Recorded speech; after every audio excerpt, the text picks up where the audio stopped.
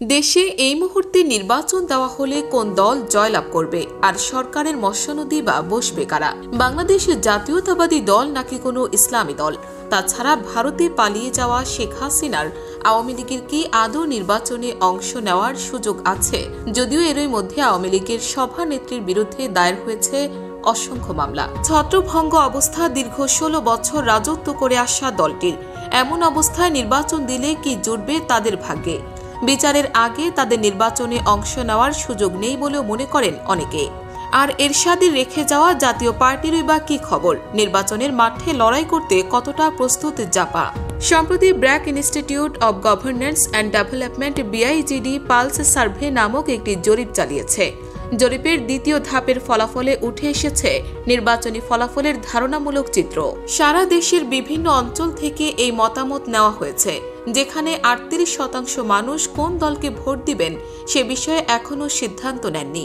১৬% মানুষ চায় বিএনপিকে ভোট দিতে, ১১% মানুষ ইসলামী দল এবং ৯% জনগণ ক্ষমতাচ্যুত আওয়ামী লীগকে ভোট দিতে চান। তবে শিক্ষার্থীরা নতুন রাজনৈতিক দল গঠন করলে ২% মানুষ তাদের ভোট দিতে চান। মাত্র ১% মানুষ জাতীয় পার্টিকে ভোট দিতে চেয়েছেন। বৃহস্পতিবার সকালে রাজধানীর প্রেস ইনস্টিটিউট অব বাংলাদেশের এক অনুষ্ঠানে এই জরিপের ফলাফল প্রকাশ করা হয়। BIGDর আয়োজনে অভ্যুত্থান পরবর্তী বাংলাদেশ মানুষ কি ভাবছে শীর্ষক এই অনুষ্ঠানে প্রতিষ্ঠানটির গবেষণা সহযোগী শেখ আরমান তামিম অনুষ্ঠানের জরিপের ফলাফল তুলে ধরেন। চলতি বছরের ১৫ থেকে ৩১ অক্টোবর পর্যন্ত এই জরিপ পরিচালনা করা হয়। জনমত জরিপে দেখা গেছে, জুলাই অভ্যুত্থানে শাসক নামক শোষক গোষ্ঠীর পতনের পর মানুষের প্রত্যাশা বহু গুণ বেড়েছিল। তবে প্রত্যাশা অনুযায়ী অনেক কিছুই অপূর্ণ রয়েছে। ভবিষ্যতে কি হবে তা নিয়েও জনমনে উৎকণ্ঠা দেখা দিয়েছে। তবু উত্তরদাতাদের ৫৬% বিশ্বাস করেন বাংলাদেশ রাজনৈতিকভাবে সঠিক পথে অগ্রসর হচ্ছে। অন্যদিকে ৩৪% মনে করেন দেশ ভুল পথে এগিয়ে যাচ্ছে। ২০২৪ সালের আগস্টে করা পালস সার্ভের প্রথম ধাপে পাওয়া ফলাফলের তুলনায় যা কমেছে। আগের সমীক্ষায় উত্তরদাতাদের ৭১% বাংলাদেশের রাজনৈতিক ভবিষ্যৎ সম্পর্কে আশাবাদ ব্যক্ত করেছিলেন।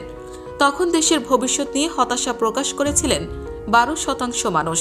উক্ত জরিপে সারা দেশের বিভিন্ন অঞ্চলের ৪,১৫৮ জনের থেকে টেলিফোন সাক্ষাৎকারে মতামত গ্রহণ করা হয়েছে। অনুষ্ঠানে ব্র্যাক বিশ্ববিদ্যালয়ের BRAC institute of governance and ডেভেলপমেন্টের senior research fellow doctor Mirza M Hasan বলেন, জুলাই বিপ্লবের পর আগস্টে মানুষের আশা বেড়েছিল। তবে পরবর্তীতে বিভিন্ন পরিস্থিতিতে এই আশা পূর্ণ না হওয়ায় জনসাধারণ তাদের ভবিষ্যৎ নিয়ে চিন্তিত। প্রাতিষ্ঠানিক সংস্কারের সময় সরকারকে জনগণের এই উদ্বেগের কথা বিবেচনা করতে হবে। অন্তর্বর্তী সরকারের চেয়ে নির্বাচিত সরকার দেশে ভালো পরিচালনা করবে কিনা এমন প্রশ্নে ৭৯% উত্তরদাতা নির্বাচিত সরকারের পক্ষে ভোট দিয়েছেন। দ্বিমত প্রকাশ করেছেন ১৫%। প্রধান উপদেষ্টার প্রেস সচিব শফিকুল আলম বলেন, আমরা জানি যে বর্তমানে দেশে বেশ কিছু চ্যালেঞ্জ রয়েছে। তবে এটাও মনে রাখা দরকার, অন্তর্বর্তীকালীন সরকার যখন দায়িত্ব নেয় তখন দেশের অর্থনীতি ও রাজনীতি ভঙ্গুর অবস্থায় ছিল। এই সরকার দায়িত্ব নেওয়ার পর মাত্র ৪ মাস অতিবাহিত হয়েছে। এই সংক্ষিপ্ত সময়ে একাধিক জটিল সমস্যার সমাধান করা অত্যন্ত কঠিন কাজ। তবে আমরা সকলে মিলে দেশের উন্নয়নের লক্ষ্যে কাজ করার জন্য দৃঢ় প্রতিশ্রুতিবদ্ধ।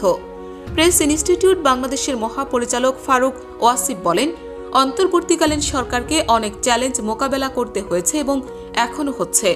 অভ্যুত্থানের পর জনগণের উচ্ছ্বাস তাদের প্রত্যাশাকেও অনেক বাড়িয়ে দিয়েছে, কিন্তু বাস্তবতার কারণে জনগণের সেই প্রত্যাশা পূরণ হয়নি।